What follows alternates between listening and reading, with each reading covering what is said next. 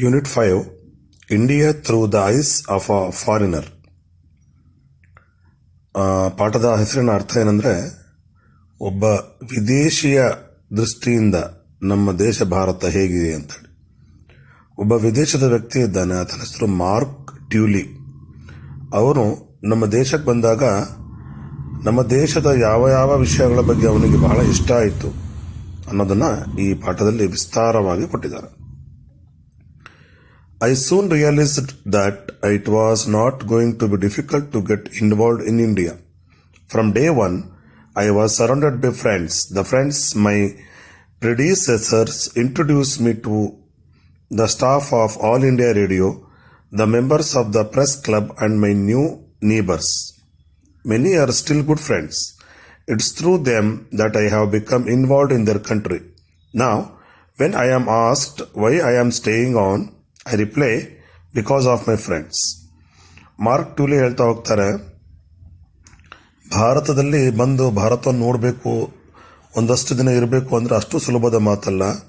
ಆದರೆ ನನ್ನ ಗೆಳೆಯರು, ನನ್ನ ಜೊತೆಗಿರುವಂಥ ನನ್ನ ಎಲ್ಲ ಫ್ರೆಂಡ್ಸು, ಆಲ್ ಇಂಡಿಯಾ ರೇಡಿಯೋದಲ್ಲಿ ಕೆಲಸ ಮಾಡುವಂತಹ ನನ್ನ ಎಲ್ಲ ಗೆಳೆಯರು, ಮತ್ತು ಪ್ರೆಸ್ ಕ್ಲಬ್ಬಲ್ಲಿರುವಂತಹ ನನ್ನ ಎಲ್ಲ ಸದಸ್ಯರು ಮತ್ತು ನನ್ನ ಸುತ್ತಮುತ್ತ ಇರುವಂತಹ ಜನ, ನನ್ನ ಅಕ್ಕಪಕ್ಕದ ಜನ ಏನು ಮಾಡಿದರು, ಅವರೆಲ್ಲ ನನಗೆ ತುಂಬ ಒಳ್ಳೆಯ ಸ್ನೇಹಿತರಾದರು. ಅವ್ರ ಮೂಲಕ ನಾನು ಏನು ಮಾಡಿದೆ, ಭಾರತ ದೇಶವನ್ನು ನೋಡಿದೆ ಅಂತ ಹೇಳ್ತಾರೆ. That of course is only part of the truth. I am drawn to India by its beauty, particularly its natural beauty. Recently I was beside a campfire in the great Himalayan national park, watching the snow-covered mountains glitter in the sunset.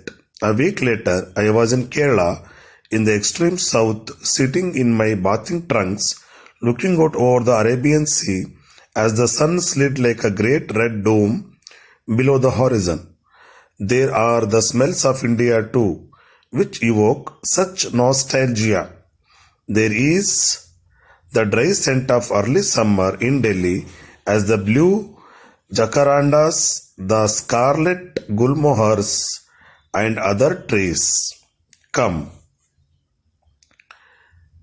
ಭಾರತದ ಬಗ್ಗೆ ಹೇಳಬೇಕು ಅಂದರೆ, ಭಾರತದ ಸುಂದರತೆಯನ್ನು ನೋಡ್ಕೊಂಡು ನಾನು ಇಲ್ಲಿಗೆ ಬಂದೆ. ಅದರಲ್ಲೂ ಇದರ ಒಂದು ಪ್ರಾಕೃತಿಕ ಸುಂದರತೆ ನನಗೆ ಭಾಳ ಇಷ್ಟ ಆಯಿತು.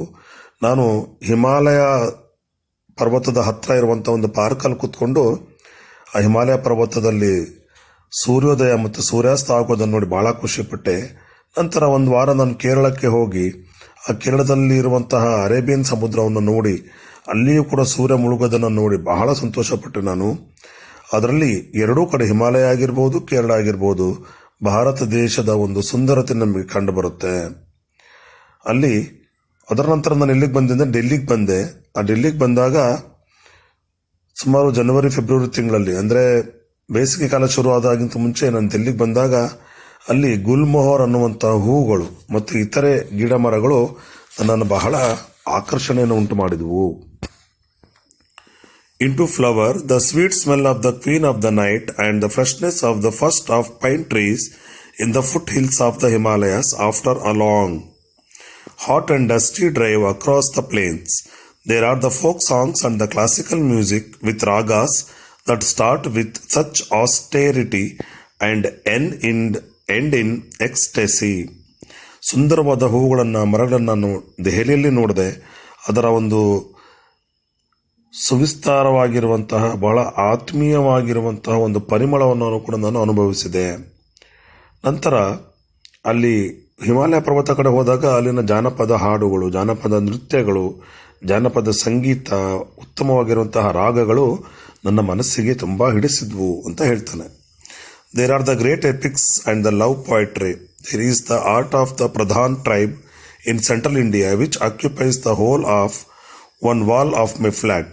There is the color of the festivals, the solemn dignity of the courtyards of the great mosques filled with line after line of worshippers bowing their heads in prayer, and the colorful informality of the pujari performing the evening rites in the Hindu temple. There is the sound of priests singing the Sikh scriptures, carrying across the water of the sacred tank in which the golden temple stands. There are the great monuments of India. I have never known anyone to be disappointed by the Taj Mahal or the forts of Rajasthan. There are the fresh cooked parathas for breakfast in the open air dhabas or restaurants along the Grand Trunk Road, and there is the delicacy of a vegetarian thali or tray in Gujarat. ನಾನು ಭಾರತವನ್ನು ತಿರುಗಾಡ್ತಾ ಬಂದಾಗ ಏನು ಮಾಡಿದೆ, ಅತಿ ದೊಡ್ಡವಾಗಿರುವಂತಹ ಮಸೀದಿಗಳನ್ನು ನೋಡಿದೆ. ಆ ಮಸೀದಿಗಳಲ್ಲಿ ಎಲ್ಲ ಮುಸಲ್ಮಾನರು ತಲೆಯನ್ನು ಬಾಗಿಸಿ ದೇವರಿಗೆ ಪ್ರಾರ್ಥನೆಯನ್ನು ಸಲ್ಲಿಸ್ತಾ ಇದ್ರು. ಅದೇ ರೀತಿ ದೇವಸ್ಥಾನದಲ್ಲಿ ಪೂಜೆ ಮಾಡ್ತಾ ಇದ್ದಂತಹ ಪೂಜಾರಿಗಳನ್ನು ಕಂಡೆ. ಅದೇ ರೀತಿ ಒಂದು ಸಿಖ್ ದೇವಸ್ಥಾನದಲ್ಲಿ ಆ ಸಿಕ್ಕಿನ ಧರ್ಮಗುರು ಶುದ್ಧವಾಗಿರುವಂತಹ ದೇವರ ಒಂದು ಪ್ರಸಾದ ಅಂತ ನಂಬುವಂತಹ ನೀರನ್ನು ತಗೊಂಡು ಎಲ್ಲ ಭಕ್ತಾದಿಗಳಿಗೆ ಹಂಚೋದನ್ನು ನೋಡಿದೆ. ಜೊತೆಗೆ ತಾಜ್ ಮಹಲನ್ನು ನೋಡಿದೆ, ರಾಜಸ್ಥಾನದಲ್ಲಿ ಅರಮನೆಗಳನ್ನು ನೋಡಿದೆ. ಯಾರೂ ಕೂಡ ತಾಜ್ ಮಹಲ್ ಮತ್ತು ರಾಜಸ್ಥಾನದ ಅರಮನೆಗಳನ್ನು ಸುಂದರವಾಗಿಲ್ಲ ಅಂತ ಹೇಳೋ ಹಾಗಿಲ್ಲ, ಅಷ್ಟು ಚೆನ್ನಾಗಿದೆ. ನಂತರ ನನ್ನ ಢಾಬಾಗಳಲ್ಲಿ, ರೆಸ್ಟೋರೆಂಟ್ಗಳಲ್ಲಿ ವೆಜಿಟೇರಿಯನ್ ಅಂದರೆ ಸಸ್ಯಾಹಾರಿ ಊಟವನ್ನು ಮಾಡಿ ನೋಡಿದೆ. ನನಗೆ ಬಹಳ ಇಷ್ಟ ಆಯಿತು ಭಾರತ ದೇಶದ ಒಂದು ಸಂಸ್ಕೃತಿ ಅಂತ ಹೇಳ್ತಾನೆ. All this kept me in India, but they are not whole. It would need a poet to describe what India means to me, and I am no poet. I can only say that I am not alone among foreigners in believing there is now here like India. I know people like Indians. I am perhaps more unusual for a foreigner in that I have been accepted as a part of India. Bharat ದೇಶದ ಹಾಗೆ ಇನ್ನೊಂದು ದೇಶ ಪ್ರಪಂಚದಲ್ಲಿ ಇರ್ಲಿಕ್ಕೆ ಸಾಧ್ಯನೇ ಇಲ್ಲ. ಇಲ್ಲಿರುವ ಹಾಗೆ ಜನಗಳು ಬೇರೆ ದೇಶದಲ್ಲಿ ಇರ್ಲಿಕ್ಕೆ ಸಾಧ್ಯನೇ ಇಲ್ಲ. ಭಾರತ ದೇಶದ ಒಂದು ಸಂಸ್ಕೃತಿ, ಒಂದು ಕಲೆ, ಸಾಹಿತ್ಯ, ಧರ್ಮ ಪ್ರತಿಯೊಂದು ಕೂಡ ನನಗೆ ಬಹಳ ಇಷ್ಟ ಆಯಿತು. ಭಾರತ ದೇಶದ ಜನ ಪ್ರತಿಯೊಬ್ಬರನ್ನು ಸ್ವೀಕರಿಸ್ತಾರೆ ಅಂತ ನಾನು ಹೇಳಲಿಕ್ಕೆ ಇಷ್ಟಪಡ್ತೇನೆ ಅಂತ ಮಾರ್ಕ್ ಟ್ಯೂಲಿ ಇದರಲ್ಲಿ ಹೇಳ್ತಾನೆ.